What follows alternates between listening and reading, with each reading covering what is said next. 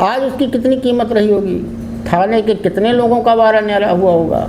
अब दूसरा घटना सुनिए, इसे बिहार में भैया सुपौल है जगह, तो बिहार में शराबबंदी और नशा विरोधी अभियान के बीच सुपौल जिले के प्रतापगंज थाना से जुड़ा एक मामला है। मामला यहाँ भी मालखाने से संबंधित है। थाना मालखाने में जब्त कोडीन युक्त कप सिरप की हजारों बोतलें गायब कर उसे अवैध रूप से बेच दिया गया। जो कोडीन सिरप नहीं था जिससे बच्चों की मौत हो रही थी, तो हजारों बोतलें जब्त की गई थी, उसे मालखाने में रखा गया, वो बोतलें गायब हो गई। मामले के खुलासे के बाद पुलिस विभाग में हड़कंप मच गया है और कई कर्मियों पर कार्रवाई की गई है। पुलिस मुख्यालय को मिली गुप्त सूचना के बाद गठित विशेष जांच टीम ने प्रतापगढ़ थाने के मालखाने का निरीक्षण किया, तो पता चला भैया 7,560 बोतलें जो कोडीन युक्त कप सिरप से थीं, उनमें से 8 बोतलें एफएसएल जांच के लिए भेजी गई थीं। इस हिसाब से मालखाने में 7,552 बोतलें होनी चाहिए थीं, लेकिन मौके पर केवल 1,390 ही मिली। जांच में 6,162 बोतलें गायब मिली। अब भैया उसके बाद क्या पता चला, सुनिए और कमाल। जांच टीम को मालखाने में 2,842 ऐसी कप सिरप बोतलें भी मिली जिनका बैच नंबर, ब्रांड और निर्माण वर्ष जब्त माल से अलग था। मतलब जो एंट्री थी वो बैच नंबर नहीं था, वो निर्माण वर्ष नहीं था, वो ब्रांड नहीं था। ऐसा भी कमाल हो गया, मतलब बदल गई रातों रात मालखाने में अदृश्य रूप से।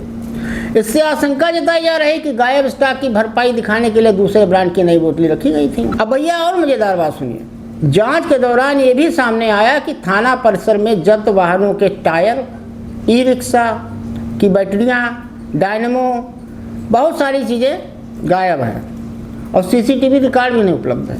ये तो हाल है हमारे देश के थानों का। ये 2 मामले थे, हमने कहा दोनों जान लीजिए आप। अब भैया श्री रामचंद्र कह गए सिया से ऐसा कलयुग आएगा, हंस चुनेगा दाना भैया कौआ मोती खाएगा।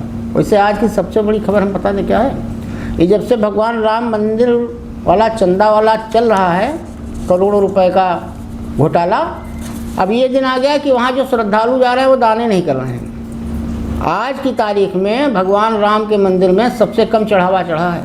भगवान राम भी परेशान होंगे जहाँ होंगे। अब भैया सोचो, बेचारे प्रभु श्री राम संघ और विश्व हिंदू परिषद के बीच गोल गोल फंस गए। वैसे ही सन 1568 से लेकर आज तक बेचारे उनका विवाद पीछे नहीं छोड़ रहा है। कभी वो कोर्ट में उनका मुकदमा चलता है, कभी कुछ हो जाता है। भगवान राम ना हो गए क्या बताएं। अब भैया विश्वगुरु तो हम ही हैं और उनका भौकाल भी बनता है। अब भैया कोलकाता में 21 जून को योग दिवस पर हमारे महामानव जाएंगे, तो रेड रोड पर होने वाले इस कार्यक्रम के लिए 14 जून से ही रास्ता बंद कर दिया गया। इसके खिलाफ ऑल इंडिया लॉयर्स यूनियन ने कलकत्ता हाई कोर्ट में याचिका डाली।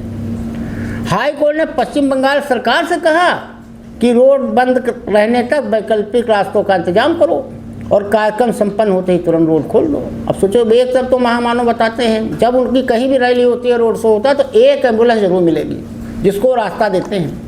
और 21 तारीख को प्रोग्राम है योग का, योगा से होता कुछ नहीं है, लेकिन 14 जून से बंद कर दी गई रोड। और दूसरी तरफ महामानव बताते हैं, ना खाऊंगा ना खाने दूंगा, वीआईपी कल्चर खत्म कर दूंगा, ये कर दूंगा वो कर दूंगा, लाल बत्ती नीली बत्ती सब खत्म। अब भैया उड़ीसा में बहुत बड़ा कमाल हुआ, भाजपा की सरकार है। भाई कितने पढ़े लिखे होते हैं तो आप जानते ही हैं, हमारे महामानव कितने पढ़े लिखे हैं। तो हुआ क्या भैया, उड़ीसा में क्लास 1 से 8 तक की सरकारी किताबों में 1,678 गलतियाँ मिली। अब मज़ेदार सुनिए क्या क्या गलतियाँ थी किताब में। मतलब जो बच्चे पढ़ेंगे, हमने वो जब खबर देखी तो वहाँ माठा ठनका कि बच्चों का भविष्य क्या होगा, भगवान जाने ये क्या बनेंगे पढ़ लिख के। जय श्री राम का नारे लगाएंगे या हिंदू मुसलमान करेंगे या कांवड़ यात्रा में शामिल होंगे, इसके अलावा तो कुछ नहीं करेंगे। तो काल उसमें था भैया किताब में कि वैज्ञानिक न्यूटन को महान पायलट बताया गया। कर्नाटक विधानसभा की तस्वीर उड़ीसा विधानसभा की बताई गई। हम्पी मंदिर परिसर की तस्वीर को कोणार्क का सूर्य मंदिर के नाम से छाप दिया गया। उड़ीसा की नियमगिरी पहाड़ियों को झारखंड में दिखाया गया। अब भैया सरकारी स्कूलों में नए सत्र के लिए किताबें तैयार की गई थी। अब जब एसआईटी ने जांच कमेटी बनाई और कहा कि भैया 7 दिन में इसकी रिपोर्ट दो, तो हमको समझ में ये आया भैया कि वो नारा नहीं मोदी जी का, पढ़ेगा इंडिया तभी तो पढ़ेगा इंडिया।